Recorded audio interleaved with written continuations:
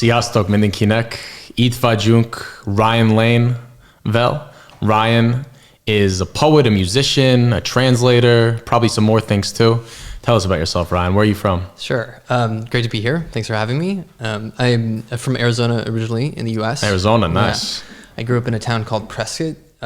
Prescott? Well, we say Prescott. That's like the Prescott. local pronunciation. It's spelled Prescott. But if you say Prescott, we know you're not from Prescott. What do you call people from Prescott? Are they Prescottians? Prescottonians. Prescottonians. Yeah, you gotta have that little, fancy cowboy hat flavor. So yeah, I lived there from age 5 to 18. Then I moved to the Phoenix area to go to school.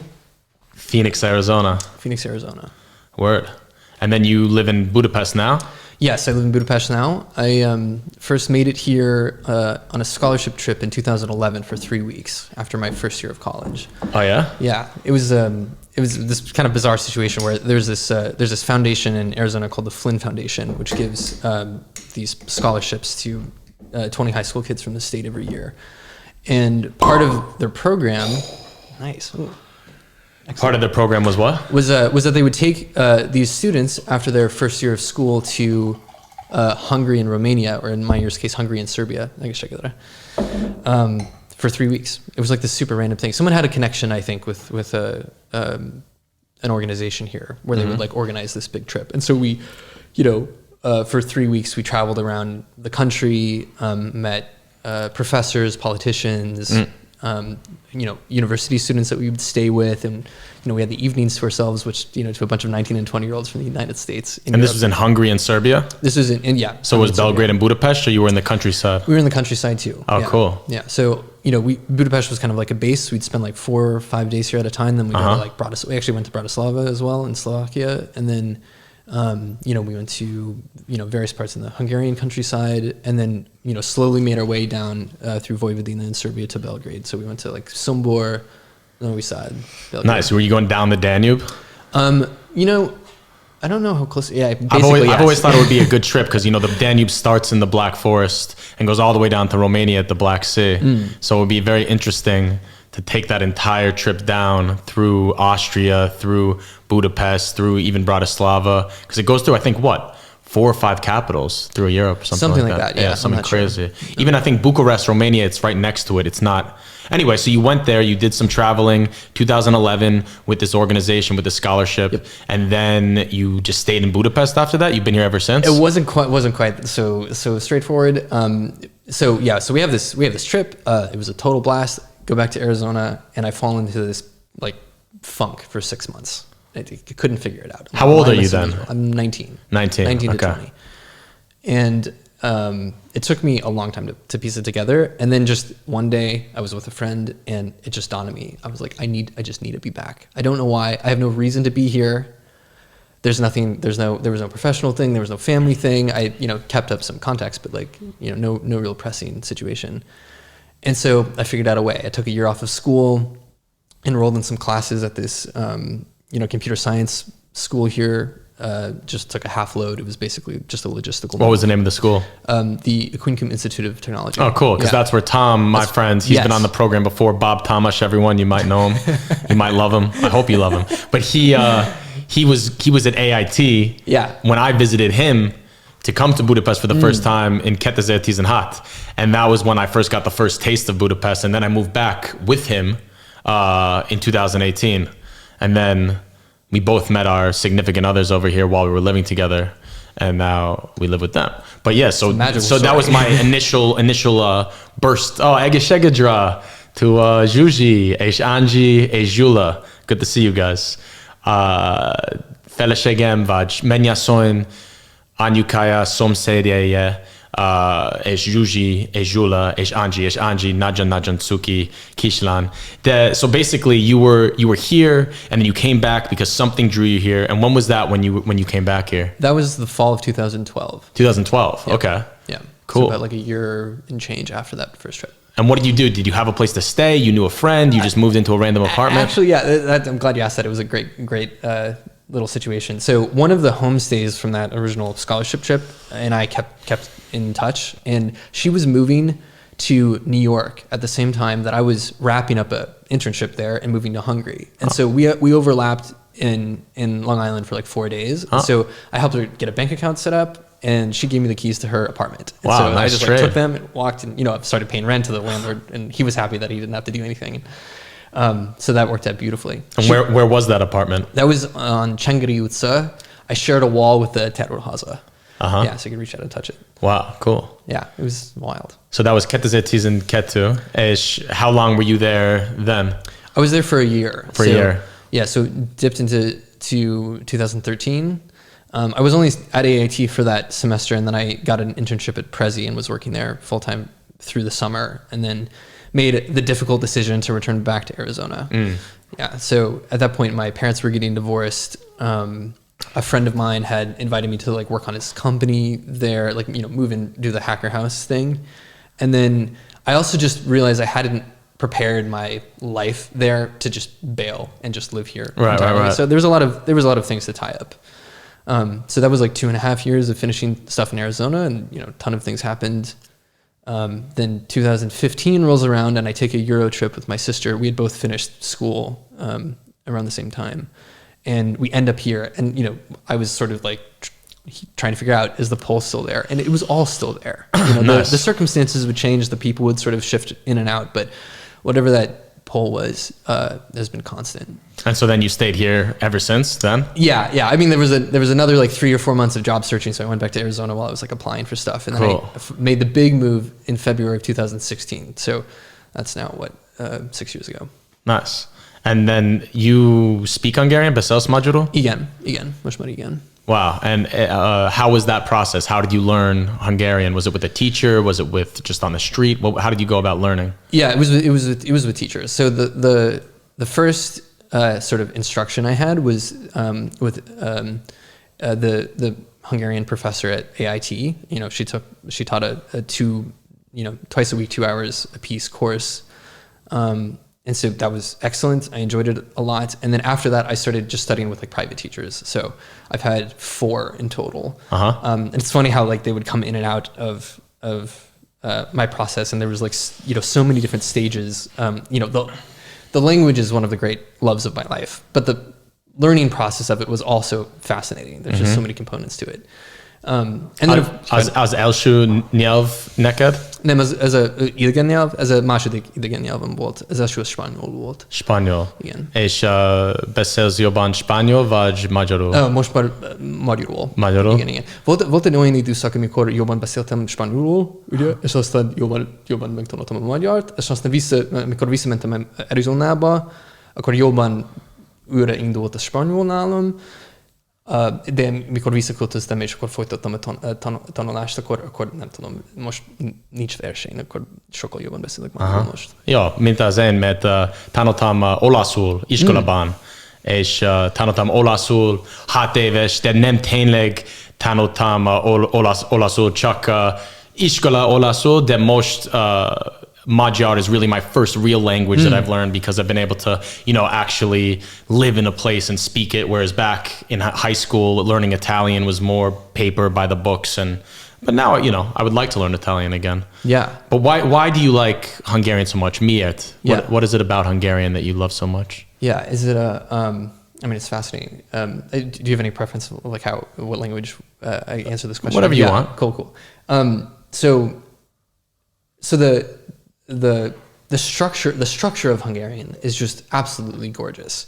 And so, so many people say that it's impossible to learn, or it's like super, super hard to learn. I'm really interested in your answer to that question, or your response to that proposition. But the way that I understand it and the way that I experienced it was that the first 6 months are just a pain. They're just awful, because it's just, you can't rely on any of the grammatical structures that you just take for granted. Right.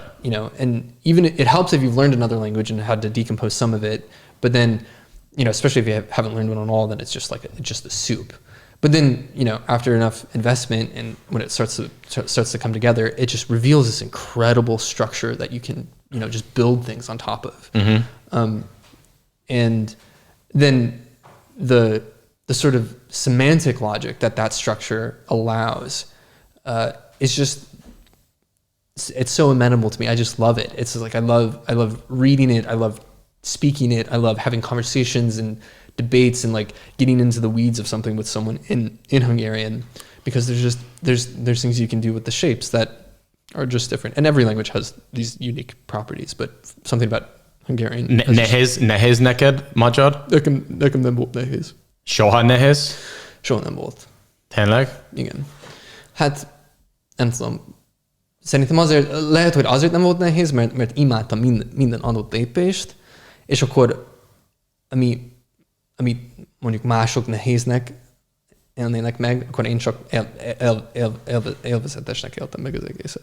És neked mit a legnehezebb dolog magyarulból? Például nekem, azt hiszem lehet beszélni magyarul kicsit jó, és igazából beszélek kicsit, mint az a hülye 5 éves férfi, de tetszik, és kényelmes, és nekem mindig nem fontos nekem, ha beszélek igaz, vagy csak hülye, csak most lehet kommunikálni. Now I can communicate, exactly, just like that. De nekem hallgattam magyarul nehezebb, mint az beszéltem. És igazából azt hiszem, olvastam a legnehezebb, mert olvastam nem tényleg how I learned Hungarian. Például tényleg tanultam magyarul a kocsmában, a saunaházban, sok dolog, ahol lehet beszélni emberrel, de nem tényleg tiszta magyar minden. És most például tanárom, Orsi, nagyon jó tanár, és egész idő, azt hiszem 3 éves és 6 hónap, csak tanultam vele, csak tanultam vele. És nagyon jó tanár, de most nem tényleg tanultam a könyvből, tényleg csak a beszélgetés, tényleg nem tudom, ha hosszú történet rövid, nekem legnehezebb dolog magyarul, vagy nehezebb dolgok magyarul, hogy olvasok és hallgok. És ugyanígy neked, vagy mit a legnehezebb dolog magyarul? Szerintem változott. Mit jelent változott? Változott, hogy egykor ez egyik volt a legnehezebb, és aztán máskor a második volt, és szóval ez változott. Szóval nem maradt, hanem változott. Okay. És szerintem attól függ, hogy mit használtam, vagy mivel foglalkoztam a legjobban. Szóval az elején nagyon sokat beszéltem, és akkor ugyanaz a helyzet, mint nálad, hogy sokkal könnyebb volt nekem beszélgetni, mert akkor csak gyakoroltam, és az akkori magyar barátaim nagyon segítőkészek voltak, és akkor állandóan engedték, hogy...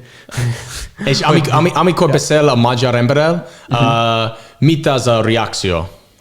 Hát általában nagyon örülnek. Nagyon örülnek, neked is, gondolom.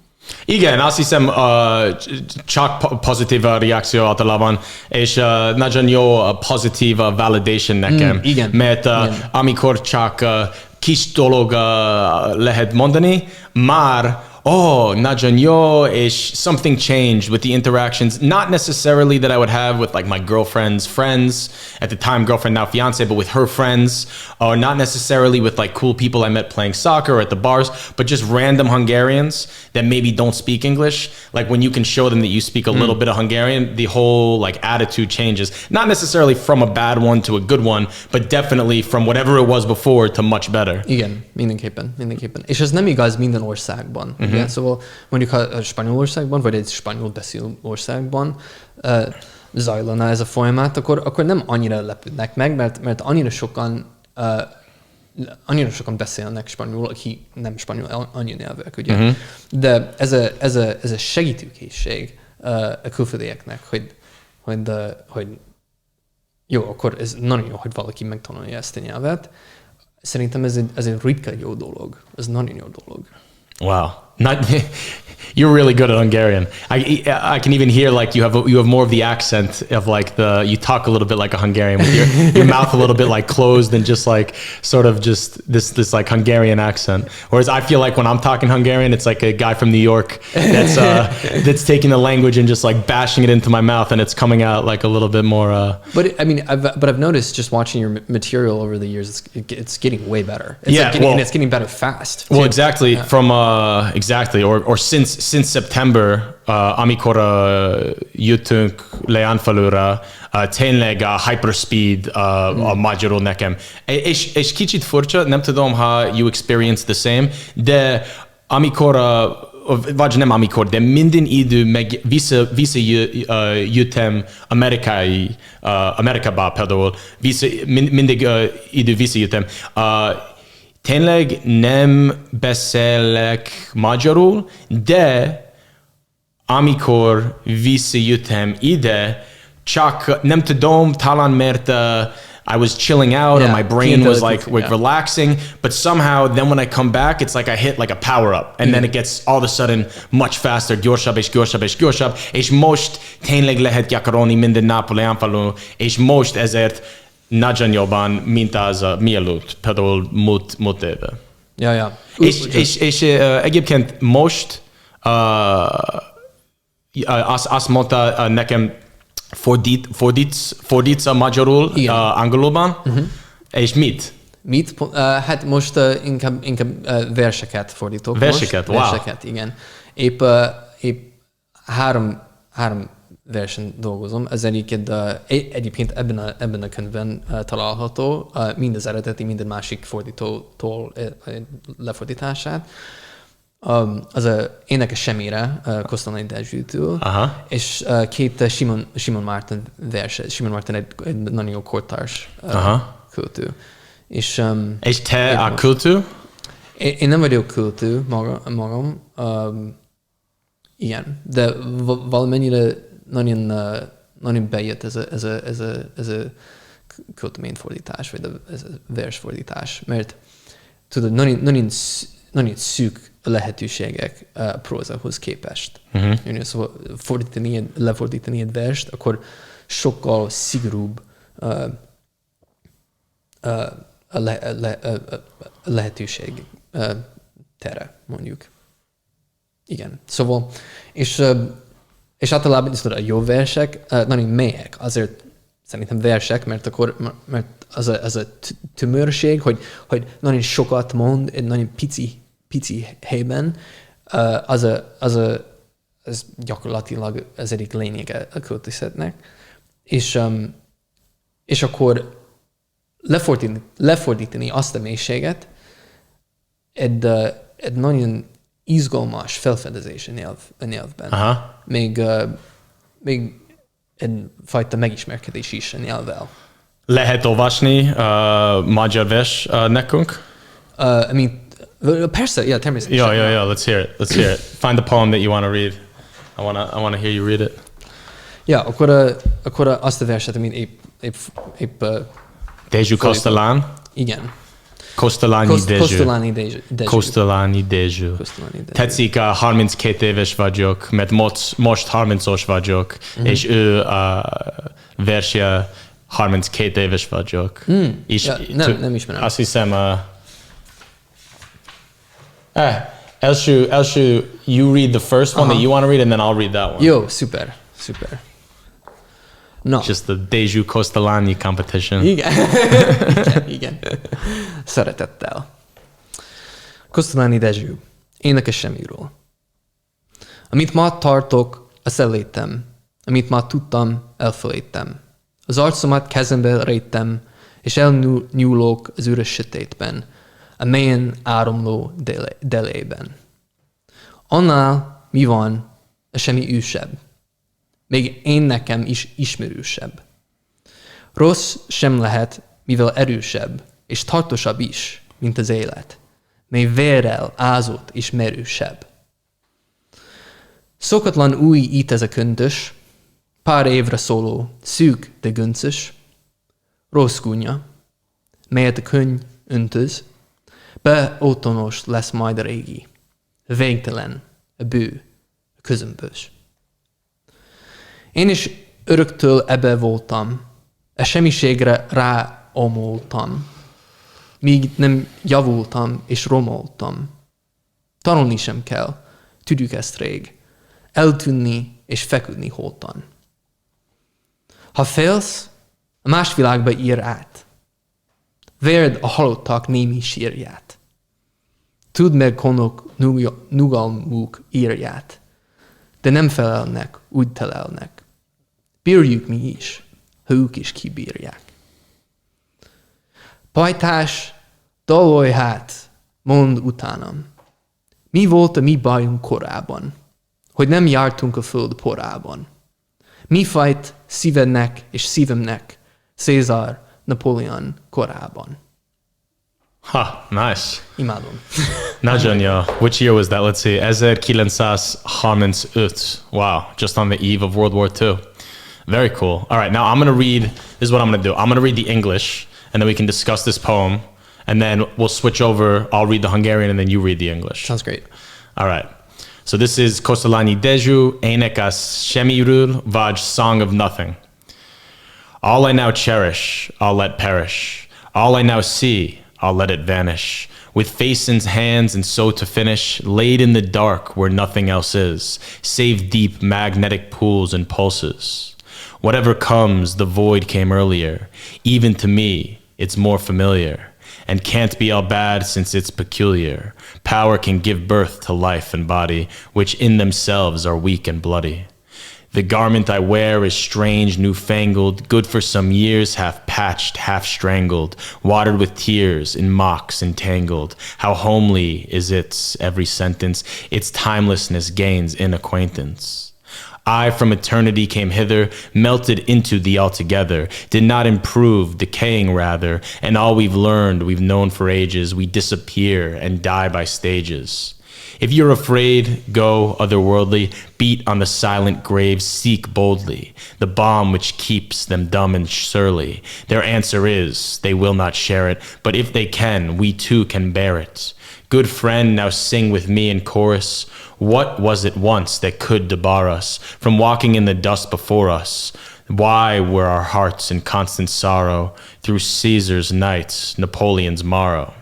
So as a translator, is this translation helpful in figuring out how to do it, or do you try to do it just plain without looking at someone else's? I definitely try to avoid looking at someone else's at the beginning. And do you think there's a difference between poetry translations versus prose translations, for instance? Yeah, for sure. Mita különböző, miért? Mi a különbség?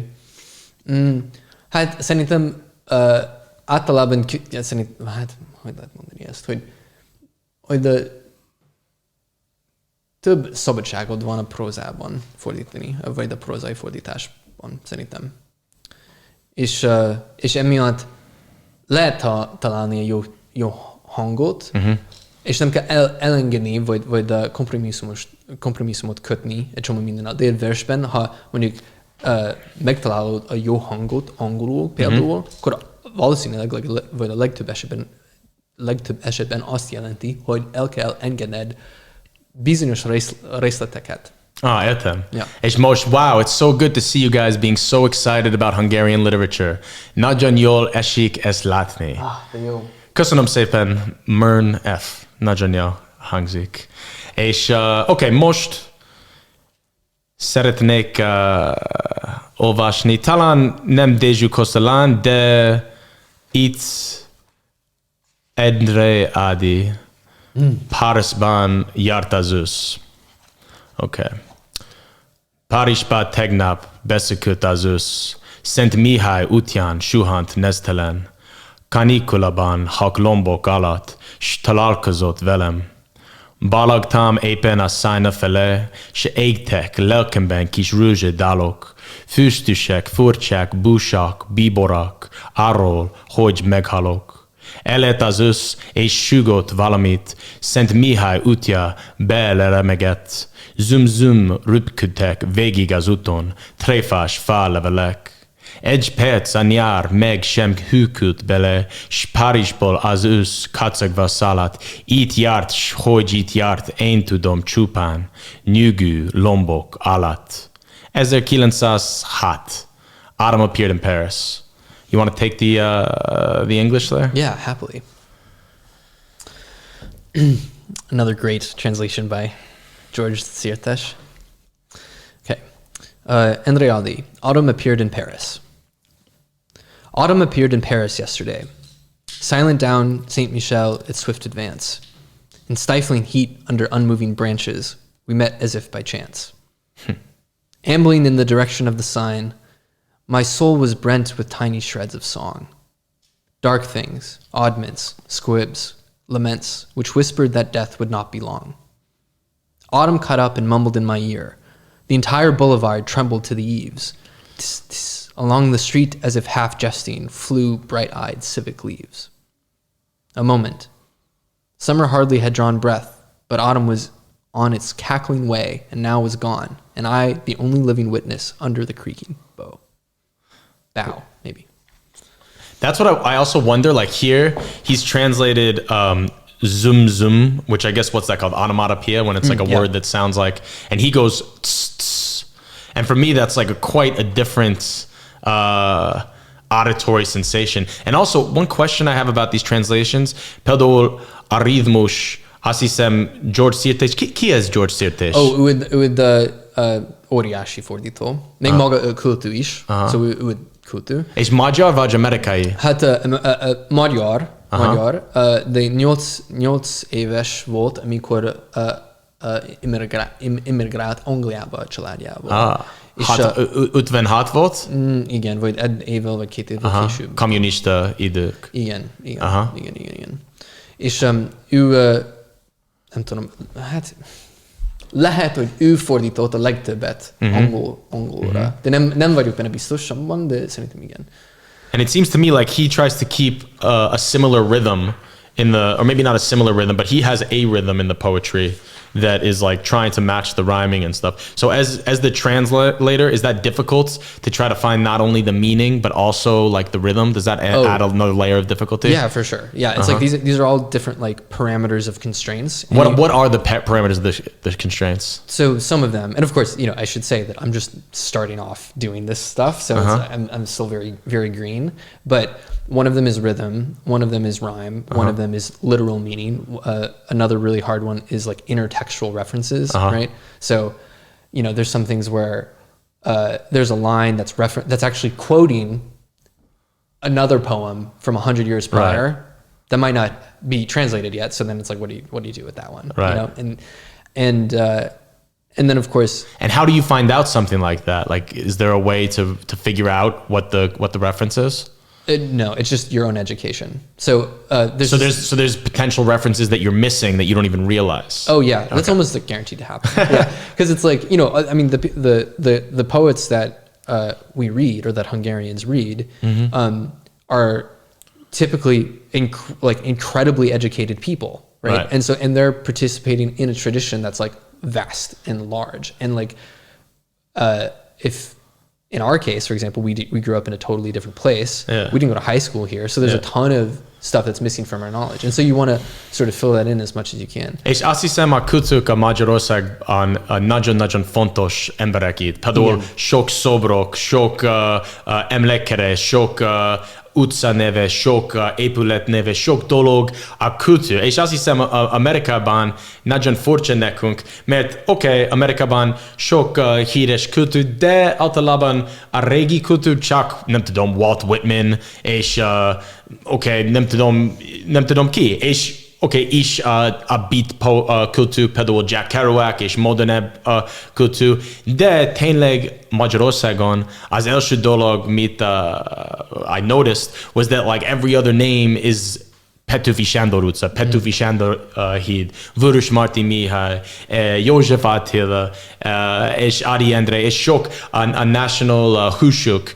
általában a kultúr. És érdekes, nem? Oh, that. And I love that about Hungarian culture. That's one of the things that drew me to it the most, which is that they, like, Hungarians appreciate, I mean, of course, these are, now to jump into just massive generalizations, but there's a strain in the culture that just appreciates greatness, and it doesn't discriminate by occupation, right? So whereas in the US, you have this sort of marriage between legitimacy and money making, right? So it's like if you're not a professional, I mean, if you're not paying rent from your thing, then it doesn't like count as much. Here, it doesn't matter. They care about the products of the work, right?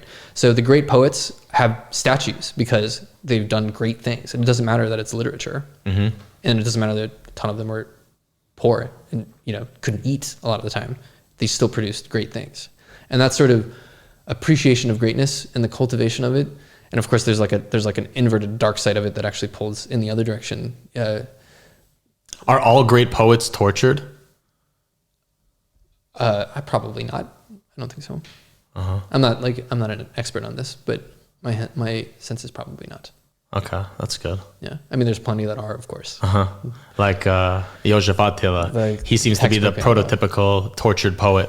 Yeah, like he's an extreme case, for sure. What I always wonder is all these guys were such famous poets.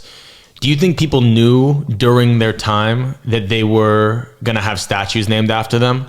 Or is this like a retroactive thing that's been like retconned back into the history, let's say, as like a hyper appreciation of the national heritage? For instance, I don't know, I couldn't name one poet in Hungary today that I would say, okay, that guy's going to have a statue named after him one day. Is it just because we live in a different time, or do you think it was similar back then and they only started to be appreciated after their death? Fortunately, I think that the appreciation in large part was present, and I even think that's true in today's case. In some cases, for example, there's a poet who's living today. His name is Locskí János. He's very well regarded. And I am a good friend with one of his close collaborators named Sina Robert, who's a classical guitarist. And so they will often do, like, he'll score music to his poetry and they'll like do these performances. And I remember talking with Robert once, and he said, no, like János will go on. Like our stuff will have its purpose and it will serve its time, but he will be remembered. And, cool. And that was really touching to see. But in the case of like József Attila and Audi and all of these people, the big ones in this book, there was a sense that people knew it. You know, people really got it. And I don't know why, because I think in the US, as a counterexample, or there's a lot of this sense of like, you don't know until they're dead, and it's like 50 years ago, and then there's a lot of rewriting of history, and there's plenty of rewriting of history everywhere here too, but somehow these folks were famous when they were alive, and it's amazing because they're artists. Oké, és most a magyar történelem. Tetszik a magyar történelem? Nagyon. Miért? Ez egy jó kérdés. Szerintem azért, mert jobban ismerem a helyet. Jobban ismerem a történelmet. Helyet? A helyet. Az országot, a kultúrát, a népet. Ha jobban ismerem a történetét. És milyen évek kedvenced évek a magyar történelem? Például a honfoglalás, tehát a járás, a modern történelem, világháború, Rákóczi. Kedvenced? Hát lehet, hogy van, de ezek ilyen tetszőleges valamennyire, mármint, hogy nem... Vagy csak egy könyv veled a sziget, a deserted szigetbe, és egy könyv a honfoglalás könyv, és egy könyv a második világháború könyv. Mit próbálsz? Hát csak ha az a választék, akkor a honfoglalás. Honfoglalás? Miért nagyon romantikus, nem? Itt Alexa kapott ezt a könyvet nekem, születésnapotos, most idős férfi vagyok, mert 30-os születésnapot volt múlt két, és boldog születésnapot. Köszi szépen. Igazából nagyon fantasztikus, klassz, brutál, régi honfoglalás, mert most olvasok sok honfoglalás történeteket, meseket, mert például most csinálok ez a Walking with Willie YouTube sorozó, és mindig új téma nekem, de most tényleg olvasok sok honfoglalás, és érdekes nekem, mert például most csak múlt héten olvastam és csinálok új epizódot a magyar honfoglalás, de a fehér ló mondaja. Ismered ezt a történet? Nem, talán nem. A fehér ló volt például Árpád és 6 más vezér volt Pannon Medencében, talán a Don folyóban, és talán most, 896 a fő év, a honfoglalás év, 896. De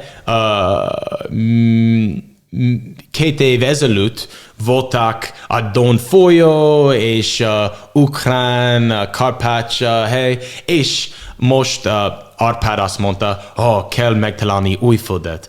És egyvezer volt Kund, és Kund kisfiúja volt Kusid, és Kusid elment a Pannon medencebe, és találkozott Svatoplukkal, és Svatopluk volt a Morávia király, és azt mondta Svatopluk, itt vagyunk a magyarok, és Svatopluk azt hitte, ki ez a parasztok, talán here we go, Brazidás gifted. Cheers guys, I'm driving a camion and listening. Ryan's Hungarian is really nice. Jobban mint az én. I couldn't tell he is American. No accent, no grammatical mistakes. I can hear he is not native only by the rhythm. All right, well, wow, that's high praise. High praise. No one's ever said that about me. No one's ever said that about me. Még. Köszi a bokot.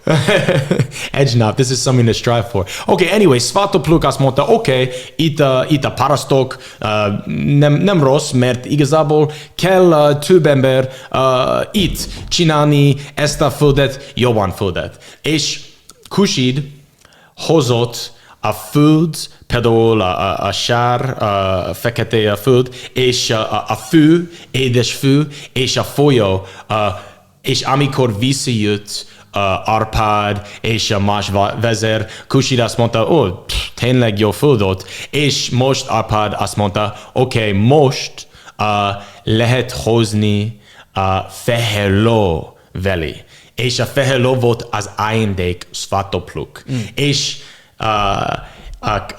adott a fehér ló Svatoplukba, és Svatopluk azt mondta, tényleg parasztok, mert itt a ajándék. És azt mondta, mit szeretnél, Kusid? És Kusid azt mondta, csak a föld, csak a víz, csak a fű, igen. És most a Kusid visszajött Arpádhez, és most igazából we just traded the horse for the entire place. And that was like their casus belli to then go and invade, and then there was a battle, and they say that Svatopluk fell off his horse and drowned in the river. Now, who knows how much of this is all true, because this is all chronicled by medieval chroniclers 300 years after the fact and then passed down in legend to us today. But I just thought it was an interesting origin story for the Hungarian people here, because it was based on, but nagyon érdekes, csak egy pillanat, mert is a másik nagyon híres történetet a fehér ló fia. És a fehér ló fia tényleg a népmesék, és a szitok, hunok, avarok, közép-ázsiai mesét. És Arany János, persze, de Arany János kisfiúja volt Arany László. És Arany László nem tényleg eredeti író, tényleg kicsit eredeti, de több népmesék collector. And one népmesék that he collected was this fehér ló fia. And it's a crazy story. But the way that I found it was there's this guy, Yankovic Marcel, and he is a rajzoló, or he actually just died, but he's the one that illustrated a lot of the Magyar népmesék, például János Vitéz, és például fehér ló fia, wow, legpszichodelikusabb film, azt megnéztem. 1942, és ez a fehér ló, and she gives birth to a human boy, and he's the fehér ló fia, and then he travels on this crazy adventure and meets his older brothers who he didn't know about, like the stone crusher guy and the iron bender guy who lives inside the mountain, and then some crazy shit happens. But anyway, long story short, this idea of the fehér ló was through the ancient Hungarian tradition, all the way from their ancient Scythian and Magyarok and Avarok forefathers to this origin story. And it's interesting because you were saying to me before, have you gotten into any of the theories on what's true and what's not? Do you think that's important to know what the truth is of the origins? That's a great question. That's a really good question.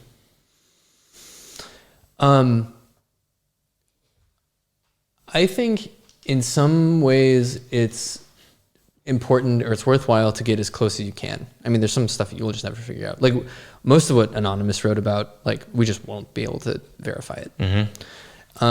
But I think when you can get, and the reason why I think it's important to go as far as you can towards the truth is that it gives you a common basis to lay it down. Because if you don't have it, then you have these warring stories. And if you just have stories that are fighting each other, it's like a meme battle, essentially, then then it's like you basically have no basis on like synthesizing it into a single thing. But it's interesting. It's almost a paradox because that only matters if people think it matters. Like, you know what I mean? Like Yeah. if it didn't matter at all, then you could take a little of this. One guy believes this, Yeah. and okay, whatever. But the fact of the matter is that there's these other people that are saying, no, our way's right, Yep. our way's right. Yeah. And then like, I feel like for me, like, you know, I don't really care that much. I like a good story, whatever's like the more interesting story wins. But then I feel sometimes a little bit, not responsible, because I think there's so many people that are, you know, putting stuff out there and doing this and doing that. And we're all sort of shepherding the ancient knowledge along in our own little way. Yeah. But sometimes like I'm very easily won over to like the romantic perspective. And I like this idea that there's these different groups and they all have their separate ethnic identities. And I think it's really cool and amazing. But then we look at like history and we see, you know, before World War I, for instance, there was all these waves of romanticism and building up the idea of the nation state. And it ended in this like chaotic clusterfuck. And we're seeing it again now today with, you know, Putin thinking that Ukraine was like never an independent country. And now he's going in with bombs and stuff. So I don't know. What are your thoughts on all that? I think it's worthwhile, and I haven't heard this perspective articulated very, very often, but I think it's important to try and get the best of both worlds when you can, right? So, in some ways, we are just walking, like you said very well, shepherds of ancient wisdom or an ancient tradition or multiple traditions, and there's a certain degree of it where it will just be it just lives in language. It lives in the stories that we tell each other. Now, there's some way of getting a little bit of objectivity. We'll never get the whole thing, but it gives us some stuff to work with. Yeah. And then we should embrace our ability to storytell in a way that serves us the best. Right. I mean, when I mean serves us globally. Like and this is a thing that I talk about a lot and I think about a lot in terms of the role of like nationalism in a culture, in a nation's identity, because there's a way where you can understand yourself, say as a culture, that isn't in conflict with being, you know, global citizens or something like that, or sharing land even with people. And so I always say, if you see a dichotomy that's causing conflict, it's probably false. Find a way to get the higher dimensional view where like you can have the best of it all. Nem szeretnél, de imádsz magyar étel? Igen, nagyon bírom. Milyen a kedvenc étel? Szegedi halaszlé. Szegedi halaszlé? Igen. Nagyon jó. És Szeged elmentél? Igen. Szegedre? Igen, többször is. Ott szoktunk felvenni bizonyos zenét, mondjuk a zenekarról. Zenész vagy? Igen. Milyen zenész vagy? Legfőképpen egy indie zenekarban játszom. Frontembere vagyok egy Valami Lesz nevű formációnak. Mit a neve a formáció? Valami Lesz. Valami lesz. Aha. Igen. Mit jelent valami lesz? Something will be. Something will be, whatever will be. Yeah, exactly. Készre, elszere. Igen. Kb. Nem pontosan ugyanúgy, de hasonlóképpen. Általában egy magyar azt mondja, hogy hát valami lesz, amikor van egy összetett helyzet, és nem teljes mértékben tudja befolyásolni az eredményét, de azért elfogadják, hogy a jövő meg fog történni, és akkor valahogyan valami lesz. És nem tudjuk mi pontosan, de ami tetszik benne, hogy van abban a kifejezésben, vagy abban a gondolatban van egy implikált remény, hogy de bármi, ami lesz, tudjunk kezelni majd. Szóval tudjunk túlélni. Értem. Igen. És hol játszotok? Hát, szóval, kocsma, színház? Hát, szóval régen, ez egy hosszú történet, mint a zenekar, nem tudom, lassan 5 éves lesz, és 5 éves azt jelenti, hogy szóval 5 éve volt, amikor kezdtünk használni ezt a nevet. De azért a formáció annyira sokat változott, hogy nem is teljesen vagyok biztos, hogy egy zenekarnak nevezhető mostanában, de nem léptünk föl, vagy nem játszottunk egy koncertet a Covid után. Covid alatt csak egy új lemezt készítjük, amit épp fog kijönni nagyon hamar. Az első dal, az első single a lemezből Ez a márciusban, szerintem március közepén. Ebben az évben március? Ebben az évben, igen. Ja, igen. Izgalmas. Igen. Nagyon vártunk, mert nagyon régóta dolgozunk az ezen. első CD record neked? Hát igen, az első mondjuk komolyabb anyag lesz. Ja. Cool. És hol utazol Magyarországon? Hol utaztam? Szóval Szegedet. Milyen város? Szeged? Ja, igen. Pécs. Nem tudom, Miskolc. Tokaj? Nem voltam Tokajban. Nem Tokaj. Vilán? De lehet, hogy egyszer voltam. De ha igen, akkor nem töltöttem olyan sok időt ott. Ja. És hol szeretnél? Például mész a Balaton. Igen, több helyen. Hol Balatonban? Balatonfüred, nagyon szép hely. Tihany, nagyon szép. Észak-Balaton, a Baracsony mellett. Igen, Baracsony többször. Siófok is. Igen, az is egy jó hely. És azt hiszel, itt maradsz Magyarországon? Igen. Tényleg? Igen. Forever? Igen. Hát igen. Wow. Hát lehet, hogy lesz olyan szakasz, amikor nem tudom, külföldre költözöm valami miatt, nem tudom, ha gyerekeim lesznek, és akkor azt akarjunk a családdal, nem tudom, adni valami barátnőd magyar? Nincs barátom. Nincs. De majd őket tudod, hipotetikusan, ha lesz valami család, és akkor lehet, hogy arra hipotetikus, Igen, de mit tudom én. Van az a közmondás, vagy ki mondott ez nagy szégyen, hogy nem emlékszem, de valami nagy költő lehet, hogy mit tudom én, azt mondta, hogy itt élned, halnod kell. Nem tudom, ha ezt hallottál. Halnom kell. Halnod, hogy you need to die here. Like you need to live here, you need to die here. Okay. Magyarként.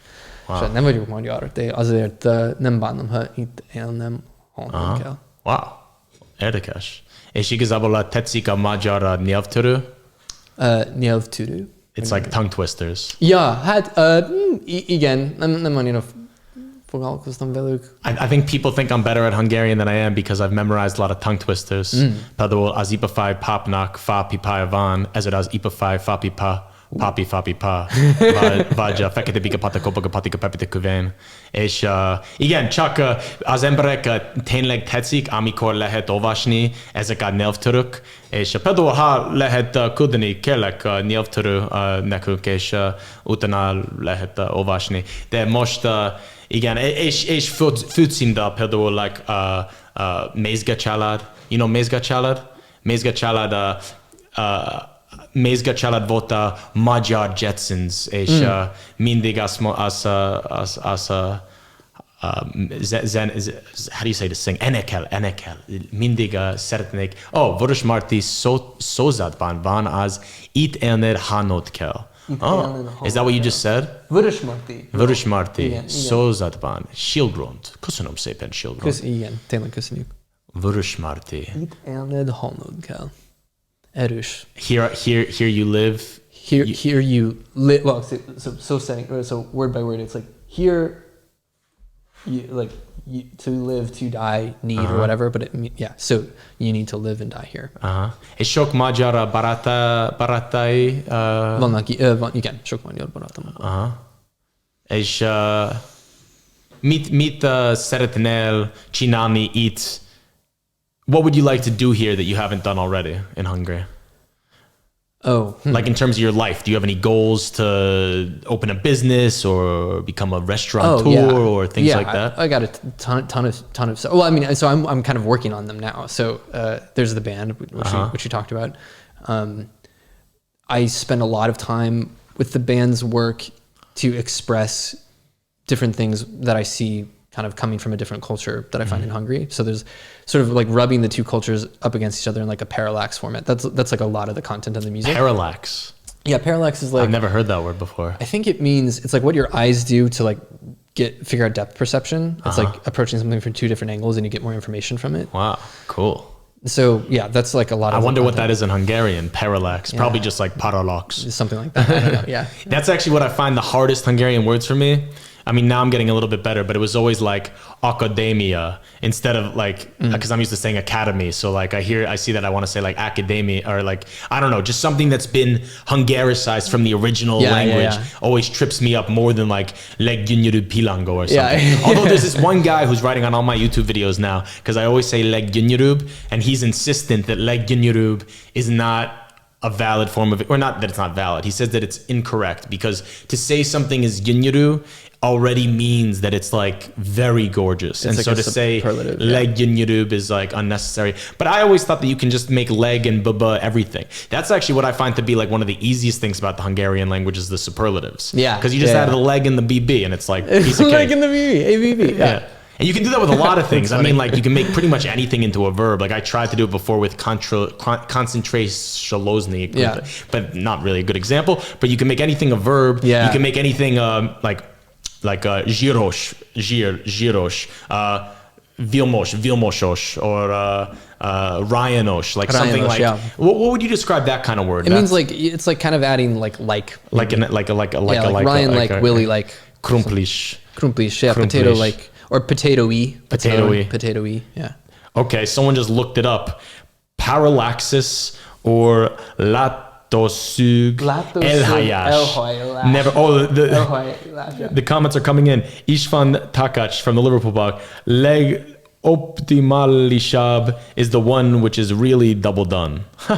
Yo, okay. Yeah. Oh, yeah, that's true. That would make sense. Yeah. Subkuksabat Thup said vum.ong.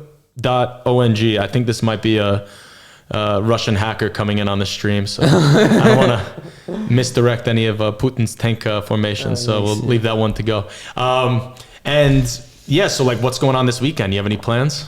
Let's see here. I got a ton of stuff to do music-wise, getting more of this record together. What does a day in your life look like? Like an average day, what do you do? Yeah, so I wake up, I work out in one form or another typically, and then I start working as a software engineer. That's my main job. Mm-hmm. I work for a company called Cul-de-sac out of Tempe, Arizona. We make carless cities or walkable cities and neighborhoods, which is in Europe not an invention, but in the Western United States a deeply needed thing.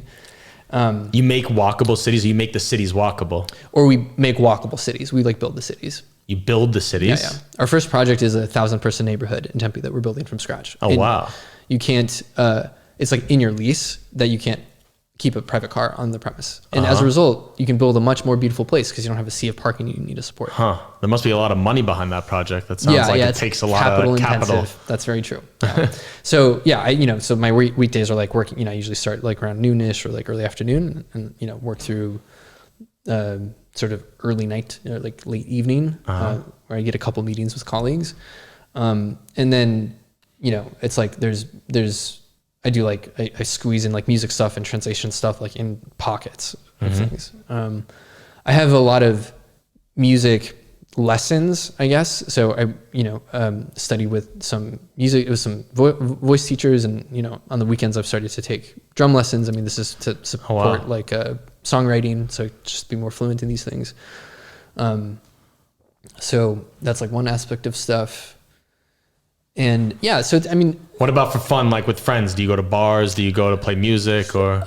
Yeah, it's these days. So there's the friends that I collaborate with on different projects. There's friends who I'll just see for like a long coffee or a chat in a bar or whatever, and then that that's like much more infrequent. That's like I'll get together with one person maybe every 2 weeks or something like that, or like something will come together over a weekend or whatever. But at this stage in my life, I'm much more interested in pushing these projects along. I mean, they just have my full attention. The music, the translation, my work with Cul-de-sac. It's like I wake up and I think about these things, and I think about the things that draw me to this place and what I see that I'm trying to express. And sometimes they're complicated ideas, and they take a lot of effort and to clear up and then to communicate. And have you met other people that are similar to you, like doing this similar type of stuff, translation and Hungarian interest? I've met people who, no one who's like combining it in the same way, which it makes sense. I mean, we're all individual people who do our own collection of things, but so yeah, I've met translators. For instance, you're the first American I've met that's as interested, if not actually probably more interested in Hungarian poetry than I am. So like I haven't met too many people that are Americans that are here that are learning poetry and things like that. And I felt the same way about you with history. Like when I first saw your stuff when there was some press about you, I think in 2020. I was like, you know, this guy knows more Hungarian history than I do, and I'm so glad that he's doing this, you know, because it's like you're invigorating something that has a lot of material and excitement in it. You're making it accessible to people here and to people who are not from here. You know, and I'm, you know, doing the same thing in slightly different parts of the society. Nice. And I've met translators who also are, you know, they're even more into the poetry and the culture than I am. But then they concentrate on the literature itself, perhaps. Do you know who Festi Arpad is? I don't. He was a Hungarian painter. His name is Festi Arpad, and he's a painter. Festi Arpad. Okay. But yeah, no, I did think the same thing. De igazából érdekes, mert csak mentem a Ópusztaszerre, és Ópusztaszer a Magyar Open Air Történelem Adventure Park mellett, Szeged mellett. Oh, Michael Botlik. Hi Willie, what's up? Have a nice day. Mizu, szép napot.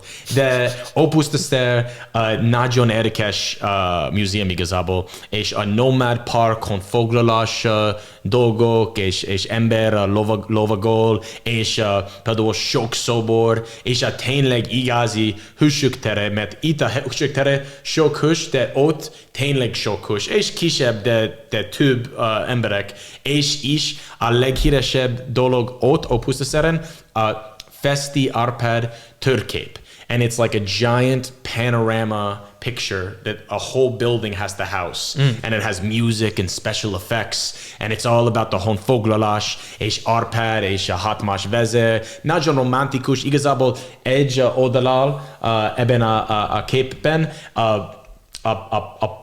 Pogoin, a pagan thematic. It's a beautiful painting, and nagyon érdekes. De mit akartam mondani volt, Festi Arpad nagyon híres a magyar painter, de is Grúziában, in Georgia, mert mentünk oda Alexaval múlt nyáron, és igazából Tbilisiben a szobor, Festi Arpad szobor. Mert Festi Arpad volt a magyar, de ment Grúziába, és ő festett a legfontosabb grúz versek, A Night in the Panther Skin, and now they honor him. So anyway, I guess we only got about a minute left here, but the point that I wanted to make was it was very interesting. This is a Hungarian guy that went to a different culture, and he was super enthused by it. And I think that there's people like us and like me and like you that have been throughout history sort of giving another perspective to cultures that sometimes when you're inside of it, you can't really see clearly. 100%. Do you have any other thoughts before we wrap it up here today? Oh, just that it's been an honor to chat with you about this. I'm so glad you're doing what you're doing, and I hope that we can continue to help each other. Oh, likewise. Likewise. Nagyon jó. Andrea Marcho, nagyon jó a magyarod. Köszi szépen. All right, well, it's been a pleasure. Thank you, Ryan. Köszönöm szépen mindenkinek. Köszönöm szépen Ray for putting us together. And just wishing everyone to stay safe and healthy. And szép napot, szép estét, szép délután, wherever you may be. Have a good one.